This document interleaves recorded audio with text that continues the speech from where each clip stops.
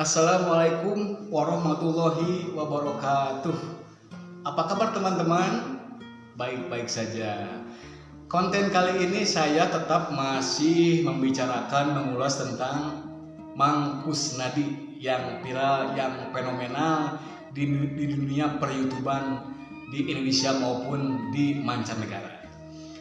Alhamdulillah saya sudah menayangkan dua video. Yang pertama menembus 2.200 lebih. Yang pertama, apakah Mang Kusnadi akan berangkat ke Lembur Pakuan atau tinggal di Kota Bandung? Itu hampir mencapai 2.000 lebih penonton saya, dan subscriber saya terus meningkat. Ini berarti ada magnet di Mang Kusnadi ini, sehingga youtuber sekarang ingin collab, ingin berdatangan ke Mang Kusnadi. Yang kedua, saya buat juga ulasan tentang Mang Kus sekarang sudah jadi youtuber. Nah, ini juga hampir 1.100 lebih saya pantau tadi pagi. Ini juga akan menjadi bahan bagi para youtuber untuk berkonten bersama Mang Kusnadi. Saya aturkan terima kasih ke Kang Deddy Mulyadi, karena berkat beliau Mang Kusnadi bisa tenar, bisa mencapai sekarang hampir berapa? Hampir 7.000 berapa subscriber, dan penontonnya di atas 20.000 sampai kemungkinan bisa ribuan dan ratusan ribu penonton nanti ke depannya, bisa jutaan juga. Lalu juga penontonnya juga meningkat, subscribernya terus meningkat. Dalam hitungan 4 jam, bayangkan hampir 1.000 subscriber. Dan sekarang hampir semingguan itu mencapai 7.000 subscriber, berarti rata-rata perharinya 1.000 subscriber. Ini luar biasa. Saya aja dengan youtuber yang lain, barangkali yang pemula, bisa setahun dapat meraih 1.000 subscriber. Ini Mang Kus luar biasa, dan ini perlu dipertahankan. Terus beberapa ada informasi bahwa tentang Mang Kus sekarang sedang menata bagaimana skenario yang dibuat, apakah kemana dulu. Ini tim dan manajemen yang mengatur. Dan banyak yang memprediksi bahwa beberapa hari atau minggu Mang Kus akan segera dimonetize oleh pihak YouTube, dan itu artinya Mang Kus akan segera mendapatkan gaji dari YouTube. Dan kalau sudah dapat gaji dari YouTube, ini tidak akan dapat dibendung lagi. Bagaimana nanti pundi-pundi dari Mang Kus ini akan dapat dari channel YouTube. Terima kasih juga satu Kang Deddy Mulyadi, kedua Cep Arif, dan sekarang juga Kang Cecep yang timnya yang telah membantu channel, sehingga saya bilang maju pesat. Ini perlu ditata, dikelola, dimanage sedemikian rupa sehingga Mang Kus ini terus tidak langsung meroket tetapi jatuh lagi, tapi terus konsisten apa adanya, tidak dibuat-buat. Dan memang itu tidak dibuat-buat, terus selalu juga menyuguhkan hiburan. Bagaimana tim kreatif ada semacam, kalau dengan Kang Deddy kan, Kang Deddy melontarkan misalkan ucapan, nanti disambar sama Mang Kus, jadi ada TikTok tambah sama Egi, tambah dengan lainnya, dengan Sapi, dengan alat-alat yang ada di sana sehingga mendukung. Nah, ini yang diperlukan itu. Katanya juga ada yang semacam si iting-nya di daerah lain, bisa saja di-combine atau dipadukan. Konten kreator yang kreatif bisa saja dengan si itin yang baru. Memang kita rindu akan film Sikabayan, dan sekarang ini barangkali sebagai pengobat rindunya Mang Kus hadir sebagai mirip Sikabayan, kira-kira begitu. Dan mudah-mudahan saja segala apa yang dicita-citakan Mang Kus bisa kebeli rumah, kebun, sawah dan usaha cepat tercapai, karena siapa tahu dari YouTube ini Mang Cecep dan Cecep Sahate terus Mang Kusnadi official dan terus YouTuber itu yang lainnya juga bisa membantu sepenuhnya mensupport.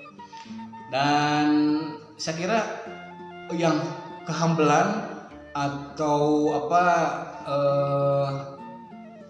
keramah tamahan tim dan Mang Kusnadi ini juga sangat perlu dijaga, perlu terus ditingkatkan sehingga siapapun yang collab bisa datang ke sana, serta buat aja nanti kan kita masih sama YouTube bisa saja misalkan kan ada perhitungan pas tayangan collab dengan Mangkus itu dapat dari iklan itu berapa, terus naik subscribernya berapa, kan bisa dihitung langsung di statistiknya YouTube pendapatan kita. Jadi tidak ada ruginya lah kalau misalkan pendapatan dari YouTube collab dengan Mangkus misalkan dapat 50 juta, ya apakah 50-50 atau 25-25 atau bagaimana, atau dapat 100 juta 50 buat Mangkus, 50 juta buat tim kita, itu tidak masalah karena memang saling diuntungkan, karena memang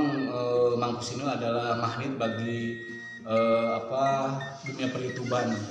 Dan nanti siapa tahu ada yang melirik produser film dan TV dan sebagainya, siapa tahu tidak mustahil ini akan terjadi, karena memang terus progres dari Mangkus ini setiap hari tidak bosan orang menonton, dan itu perlu dipertahankan. Jadi kelucuan dan sebagainya perlu dipertahankan Mangkus ini. Kembali lagi pada pihak manajemen, silakan saja kelola. Kalau misalkan ini memesan Saridona tim YouTube, setelah kalau misalkan yang sudah dimonetes, sudah berpenghasilan, itu sah-sah saja melakukan perjanjian itu. Kalau memang YouTube pemula yang menaikkan subscribe dengan jam tayangnya, bisa saja bisa ngobrol-ngobrol lah di luar konten dengan pihak manajemennya atau timnya Mangkus. Terus kan Kang Mangkus itu sudah memenuhi syarat. Ini sudah 1000 subscriber sudah memenuhi.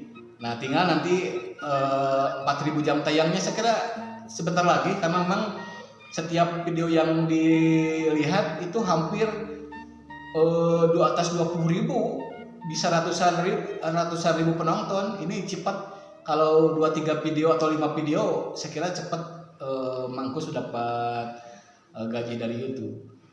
Itu saja Kang Mangkus, selamat. Tidak akan habis kalau mengulas Mangkus mah. Ya, tidak akan pernah habis kalau mengulas Mangkus. Hanya saya titip pesan, jaga kesehatan, terus berkarya tim kreatif dari Cep Arif dan Kang Cecep serta timnya.